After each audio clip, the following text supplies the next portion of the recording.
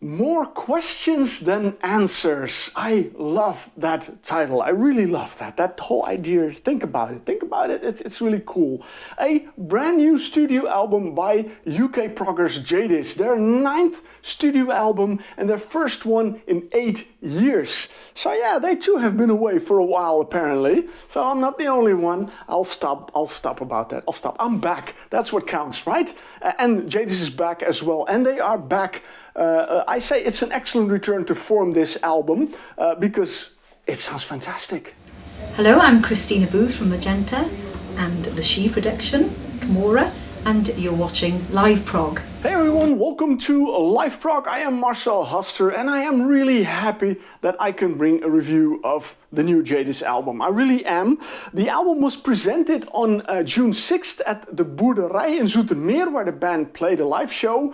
I really wanted to go there. Then I found out it was on a Thursday evening, which was okay, that's a bit tricky.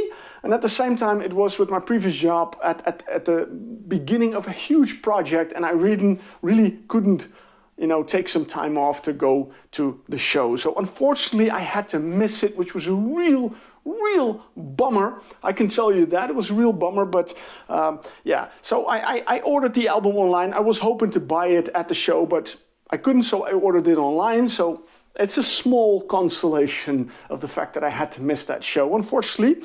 But I'm realizing right now that this here is also the very first Jadis album I am featuring on LiveProg. I've never featured anything from Jadis on LiveProg so far, which is strange. I mean, because I was like, I reviewed albums from Jadis. Yes, I did, but that was before 2010, before I started doing LiveProg. So those were the written reviews that I used to do before I switched over to doing them on YouTube. So yeah, so this is the debut of Jadis on LiveProg, well, which is quite nice, of course. I'm really happy I could do that. Like I said, it's an excellent return to form, because when I put the album on and the first track, Said and Done, when it started out, it put me right in the mood. It put me right in the mood, that familiar Jadis sound that I've been loving ever since I discovered them back in the mid-90s somewhere. That's when I first heard about Jadis, and I think one of the first albums I heard from them was More Than Meets the Eye,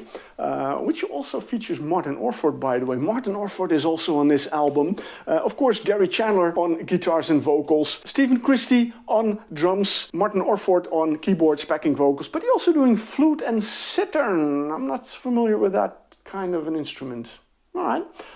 And Andy Marlowe on bass and a couple of other things. Like I said, this is everything I expect to find in a Jadis song. Beautiful melodies, a good rhythm section, proggy keyboards, and of course the guitars and the vocals from Gary. I like Gary's voice quite a bit, so he sings very well on this album, which I absolutely love. The end of Said and Done has this really nice bass part from Andy Marlowe on it. It's just really nice and tasty. And with Jadis is for me a band that they put out consistently good albums, and at least in my recollection. Wood Between the Worlds starts off with this beautiful atmosphere and then moves into this really great prog song. And what I noticed when I was listening to this album is how well it is mixed. The balance is really good between all the instruments.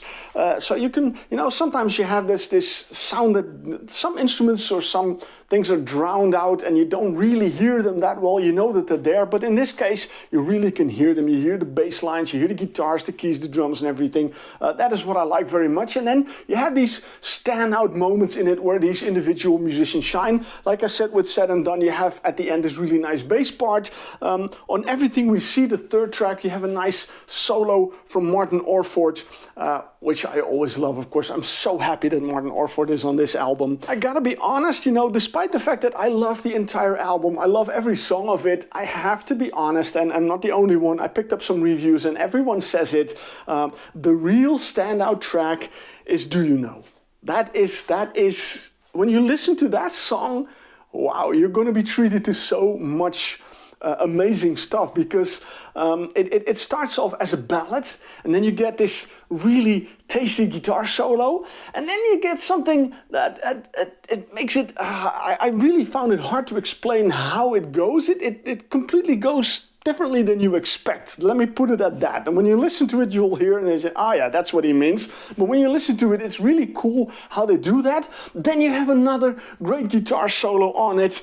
And then we still have like 4 minutes to go on that song. So it's the longest song on the album, but wow, that is really fantastic, and that is what I love about it. And you know, but the next song, Questions Without Answers, you know, a nice hint to the title, of course, of the album, is also a fantastic song. Another keyboard solo from Martin Orford you found in From All Sides, the 7th track, and then the final track of the album, Fading Truth, is another, it's pretty much a ballad type song with a great guitar solo, again from Gary Chandler. In songs, it's a total runtime of 50 minutes and 34 seconds. But More Questions Than Answers is another very fine Jadis album. I have enjoyed listening to this album. I have been listening to it a lot about it because, like I said, this is for me, it's kind of comfort music, you know? Whenever I want to be happy, I put on a Jadis album, and that instantly makes me happy because of the whole mood, the whole atmosphere in the music. I find it always uplifting and positive in it. So I'm really happy that after the fact that they've been away for 8 years, that they still decided to come back and write and record a new album that they're going to perform, that they performed to promote this album. I think that's really amazing. And like I said, you know, I'm really happy Martin Orford is it. I'm really happy that, you know, the band is back together and showing that they still got it. They still can make amazing music together, which I absolutely love.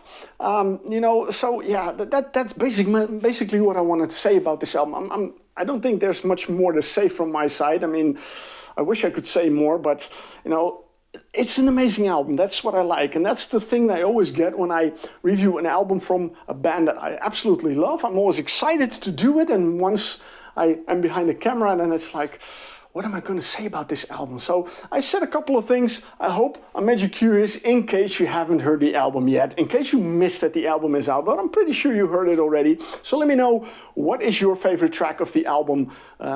Is it the one everybody says, or do you have a different one? Let me know in the comments. I'm really curious about that. So go out, listen to it, enjoy it, and listen to it some more. Keep on listening to good music. That's always good advice. So thank you for watching. See you with another video. Cheers, guys.